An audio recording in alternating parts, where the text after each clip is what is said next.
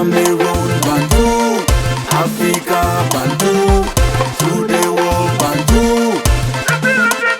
Salut les amis, welcome on the platform. Sa Majesté Sénateur Clétus, c'est moi, Lonzé, l'homme de la vérité, l'homme de la justice. On peut se tromper, mais on se trompe généralement de bonne foi. À 104%, on se trompe de bonne foi. Les amis, je ne sais pas si vous avez écouté la dernière sortie d'André Onana. Moi, je trouve ça malheureux quand même. C'est une malheureuse sortie. André Onana devait rester calme. Si ce que vous voulez dire ne dépasse pas le silence, ne parlez pas. Si ce que vous voulez dire n'est pas important, si important, ne parlez pas. À chaque fois qu'il y a un problème, il y a crise. Quand tu fais une sortie où c'est pour éclairer les gens, ou vous restez tranquille si vous ne voulez pas éclairer les gens sur le problème. Maintenant, je laisse le fait qu'il a refusé de parler de Samuel Eto'o alors que le journaliste du Carré Sport lui a posé la question.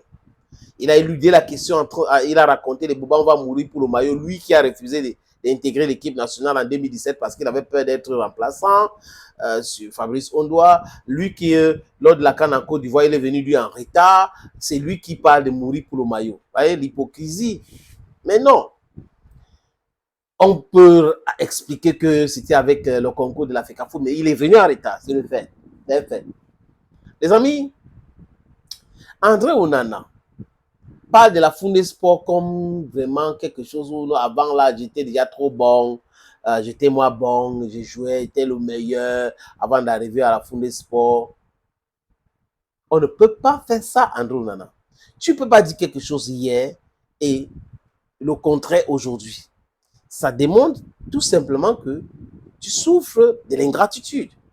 Ou c'est même toi qui as inventé le mot ingratitude. André, petit frère, je vais te faire suivre ce que tu avais dit récemment et ce que tu avais dit hier.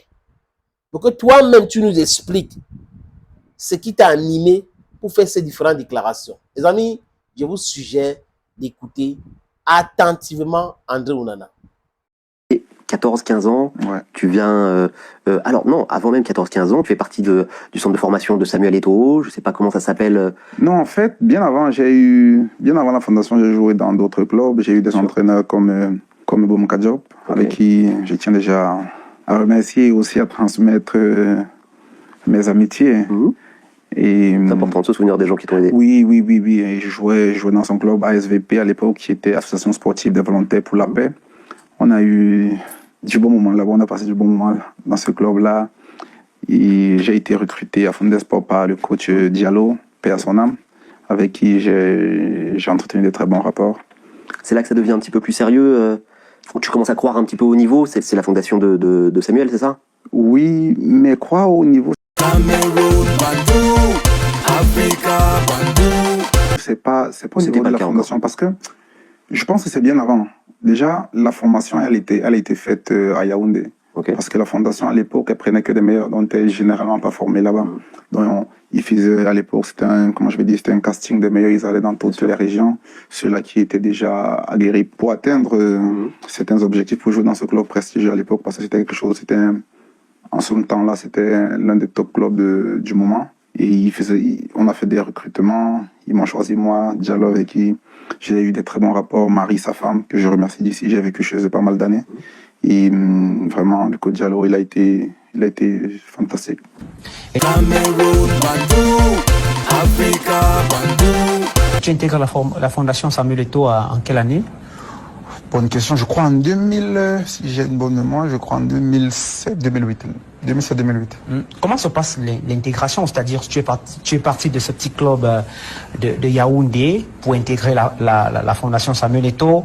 C'est la démarche de ton grand frère, celle de tes parents, ou alors tu as été détecté par la fondation Samuel Eto'o?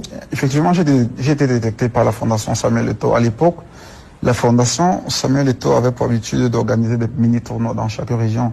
Et j'ai été élu meilleur gardien du tournoi cette année-là.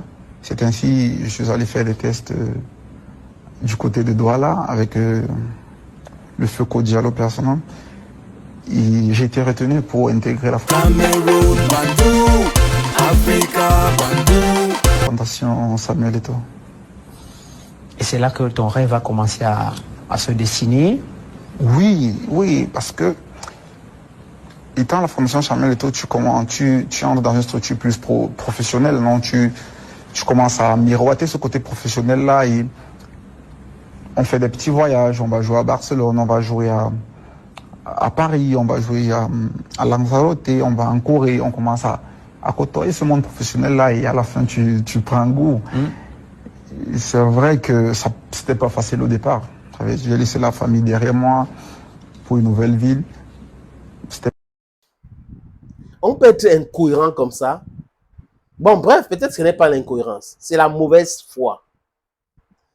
André Onana, tu étais avec Samuel Eto'o partout. Tu parlais de lui, oh, c'est ceci. Il y a beaucoup de photos avec lui. À Milan, tu es derrière lui et autres. Mais après la Coupe du Monde 2022, tu es devenu quelqu'un qui n'a même pas fait la Foundé Sport. Tu es devenu quelqu'un qui ne connaît pas la Foundé Sport. Tu es devenu quelqu'un qui était déjà trop star avant d'intégrer la Foundé Sport. Ce n'est pas Eto'o qui t'a envoyé à la Masia, c'est plutôt toi. Ce n'est pas Eto'o qui a fait ci, c'est plutôt toi.